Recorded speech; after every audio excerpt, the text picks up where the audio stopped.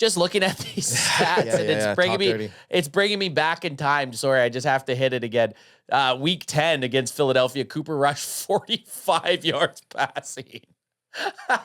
That is such an eyesore. That is so funny, man. We're gonna keep the ball on the ground, gentlemen. Ball on the ground. It's too wet out here. It's a beautiful sunny day. Yeah, but any moment now, we got to be prepared. Dowdle outrushed Cooper Rush's passing. That's still crazy. Someone changed it up.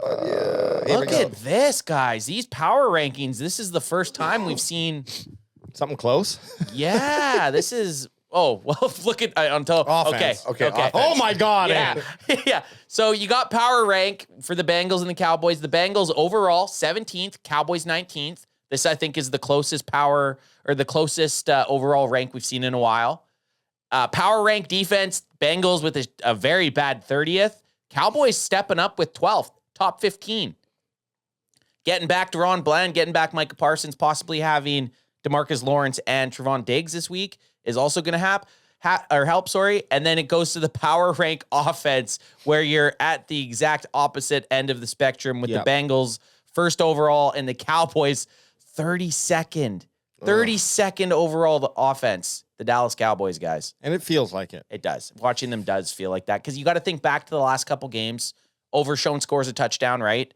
Without them, the offense only scored. Without that Overshown touchdown, the offense only scored 20. The week before, the team scored 34 points, but 2 were special teams. So again, the offense only scored 20 points the last 2 weeks. Doesn't make it feel very, very good. No. But maybe good against a 30th ranked defense. Well, this is the thing. If you're going to get a chance to eat, this is the time for the Dallas Cowboys. This is the chance for this offense to cook a little bit. You have Brandon Cooks back finally. You might be getting Jake Ferguson back off the concussion or whatever the hell's going on with him. Turpin's starting to look good. Rico Dowdle's coming off of his first 100-yard game with a rushing touchdown. CeeDee Lamb's a little bit banged up, but at least he's getting some help. So if this is the time for the offense to have some sort of offensive explosion, they're going to need to put up at minimum, I'm going to say minimum 35 points to hang with the Bengals. I'll give them a little offensive explosion if that's what they're looking for. Hey, the fruit explosion. Anything else? Oh, yeah. Let's go have a quick look at the injuries, and then I'm going to bring up the ESPN matchup predictor. Now that we've also won, now that we've also won 2 games in a row, are we going to look? Are we back at power rankings?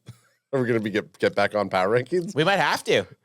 We might have to just. You know what? Let's have a peek. We'll have a peek. We might have to. We'll do a peekaboo. We kind of just fell off that. Yeah, we'll do a peekaboo. We'll have a peek. I know. Well, because we're just depressed about. You know what? No, it's just like any sort of government. There was chaos. We were on the brink of collapse, so we had to basically shelve things that we couldn't invest time into, and but now we can bring it back. Things have settled down. The coup failed. Cowboys are still them boys, baby. Just like Cowboys Nation, they're gonna drag you along the whole season, because even if they lose against the Bengals, the Commanders will lose this week, and we'll still be in that same situation going into next week. You know what I mean? We're gonna get dragged right to week 18. Right to week 18. I just know that's what's gonna happen. Cowboys are still gonna be mathematically able to make the playoffs week 18. I'm calling it right now. I just have that feeling. And if the Cowboys are playing in the afternoon, the morning games are going to go the way it's going to be something crazy, and we're all going to get hyped up, and then they're going to get blown out 58-0 or something stupid. Over-under is the thing that draws my attention right away. 49.5. I'm going over. The higher lower? The higher lower. I'm going over. You boys? Yeah. I think the Bengals put up at least 40. I said 30. I feel like the Cowboys need to put up 34 to beat the Bengals. So if I go the Bengals scoring 34 minimum, the Cowboys only need 16 points. Yeah. I'm betting that over all day, baby. All day. It's also because the Bengals defense isn't so hot. Even if they blow them out, Cowboys can still go out there, get 20, 21, 24 points in that area, and the Bengals can still be comfortably in lead the whole game. You got that little side story with Jamar Chase this time around, because Trevon Diggs pretty much shut him out the first time they played.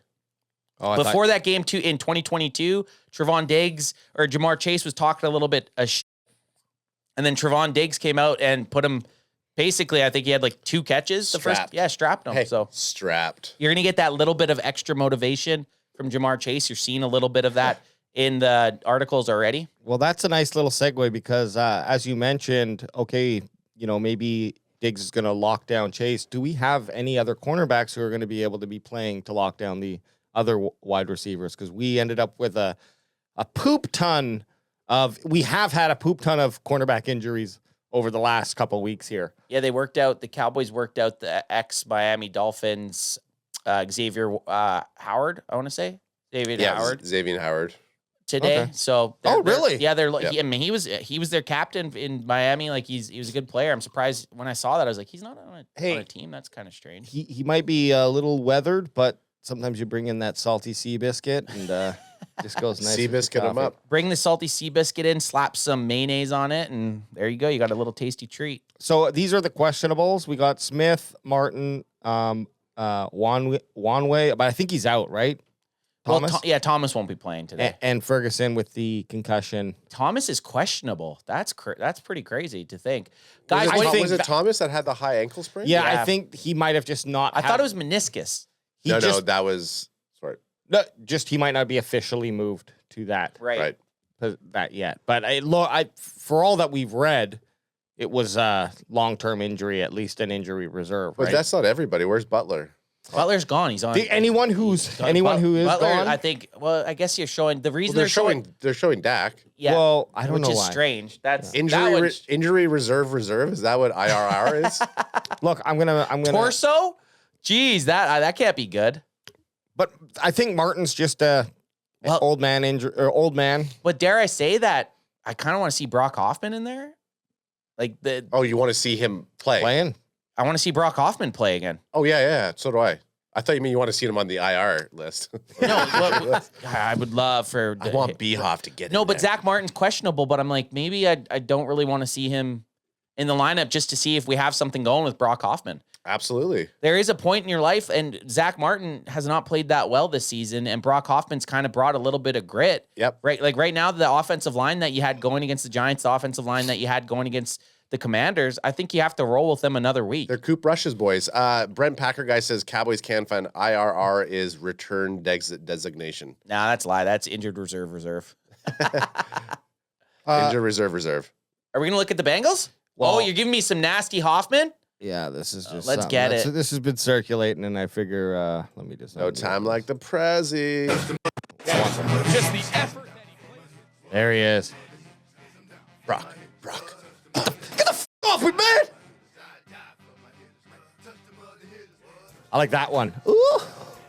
Get off me, baby. Get off Took me. him out the club. Yeah. This one's good. Where is he? I don't know which player he is. I'm just kidding. Man. Yeah, That's right. baby. Give me that attitude. So, but that video has been kind of circulating, and I've seen a couple content creators use it, including our boy, big fella, Dallas Cowboys crew. Yeah, the Cowboys Cowboys Up podcast had Brock Hoffman. They did on the show earlier in the season when he was battling for the center position. But again, maybe we have our guy at right guard for next year. He's been playing very well. I'm excited to see if Zach Martin's out, where that used to be like if Zach Martin was out, you're like, oh my goodness, this is bad. But Brock Hoffman's played very well in his absence. I would just say it takes a lot of balls to be a mean guy on the offensive line. Every team should have one. And the reason is you are going up against big ass dudes who, it might be one thing to be a cornerback or something like that, to be mouthing off to a wide receiver, and you're not in their face. These guys are in each other's face every single play. You're getting hit. You're getting hit by the dude that you just mouthed off. He is 100% hitting you the next play. Oh yeah, you're cranking every single play. You talk shit, he gets a chance to go at you the very next play.